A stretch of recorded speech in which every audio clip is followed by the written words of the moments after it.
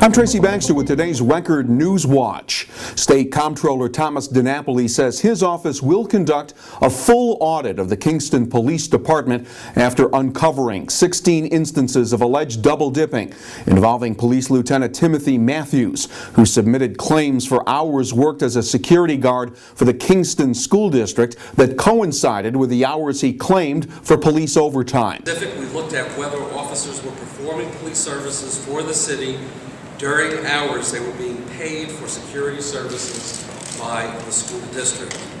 After a careful review, we found that this was the case with one officer who essentially cheated taxpayers out of money and service. Auditors found that Matthews, a department supervisor, was allowed to authorize his own overtime. A follow-up audit will attempt to determine if there was a widespread payroll fraud involving members of the Kingston Police Department. Investigators are working to determine the cause of the house fire in Middletown Sunday afternoon that took the life of a resident. The fire began shortly before 4 p.m. in a duplex at 234 North Street. It took firefighters less than 20 minutes to get it under control, but once they got inside, firemen discovered the victim's body in a first-floor bedroom. That's where firemen believe the blaze began. We were on the scene within about 2 minutes. We had fire blowing out the first and second floor windows. We made an aggressive attack on it. We did, however, find a fatality in the initial first floor fire room. I was actually upstairs and I heard all the commotion with the fire trucks and everything else, and the flames were several feet, spewing out of the window.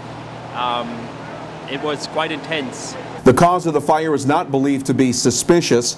The victim, who had not been identified, was living with 2 roommates who were not home at the time. The other portion of the duplex was under renovation and unoccupied.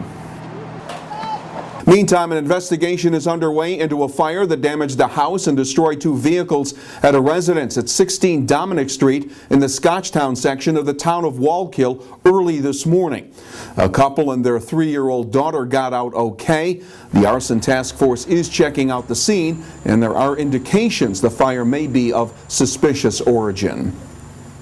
Elsewhere, town of Newburgh police are on the lookout for the 2 men who were responsible for a storm-related scam that targeted a senior citizen. Police say 2 men knocked on the woman's door and said her roof was in danger of collapse unless snow was removed.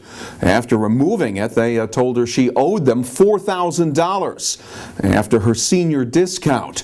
The elderly woman said she didn't have that much cash, and the men agreed to take $2,900 instead. The scammers, described as white men with stocky bills, were driving a white pickup truck. Anyone with information is asked to call Town of Newburgh Police at 564-1100. Saturday was a special day for a special American flag. The flag that flew over Ground Zero following September 11th was brought to Milford, where strands of thread from an Abraham Lincoln flag were sewn into that 9/11 flag. The Pike County Historical Society is home to the blood-stained flag that cradled President Lincoln at the time of his assassination. The National 9/11 Flag Project is using pieces of damaged flags from around the country to restore the September 11th flag. That also contains threads from a flag that flew over the United Airlines Flight 93 crash site. If you're in the chocolate business, today is your Super Bowl. Valentine's Day is the biggest of days in places like Commodore Chocolatier in Newburgh, where staff in the store and in their production location next door were busy keeping up with customer demand for all things chocolate. Truffles, caramels, Jean-Duja, cherries, strawberries. It's all popular today. Commodore Chocolatier has been making chocolate since the early 1900s. The store will be open until 9 tonight, just in case you've forgotten to pick up something for that special someone. The parents of this 52nd governor of New York immigrated to the United States from Salerno, Italy. Watson? Who is Mario Cuomo? Correct. And he was built by IBM engineers here in the Hudson Valley, and beginning tonight, the supercomputer Watson will battle two all-time champions on the quiz show Jeopardy! The three-night contest will add fuel to the debate over which is smarter, man or machine.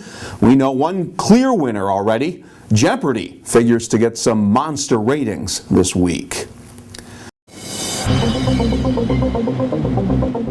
There will be some major fluctuations in our temperatures over the next couple of days, although we did enjoy a mild weather break today.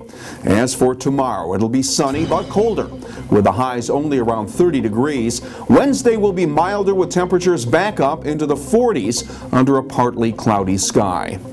Stay with Record Online to keep up with all of the breaking news, and for a complete roundup of the day's events, pick up tomorrow's edition of the Times-Herald Record. For Record Newswatch, I'm Tracy Baxter.